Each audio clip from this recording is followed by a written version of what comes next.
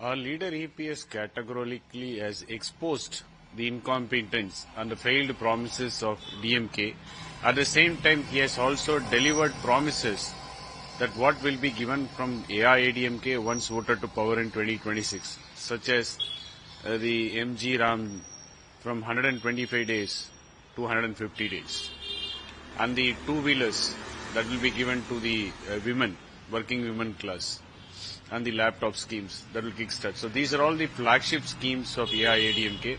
Also the Amma Mini Clinic that will be increased to 4,000 in numbers, which was shut down by this DMK government. So all the promises, poll promises which are realistic in nature and which will be delivered by AIADMK was stated by our leader in yesterday's rally at Chennai.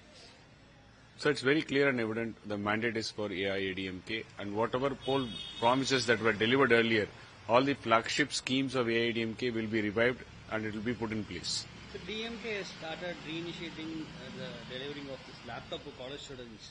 It was been stopped for a couple of months, some months. So it has been reinitiated. Your opinions? It was not stopped for some months. After DMK voted to power, they literally stalled the program. Even their poll promises of giving a tab was not given. A state which has borrowed almost 5 lakh crores in less than 4 years' time and citing financial crisis has stopped this scheme. At the same time, what is more important is this elections are round the corner. DMK, and to make Udaynidhi as the face for the youngsters, this laptop scheme is initiated again. And the timing is the big question mark here. Why can't this laptop be given during the summer holidays where the students will be going to the colleges or to the next class, which will be useful for them in their education curriculum? Why at the last moment, the last minute, now is the question.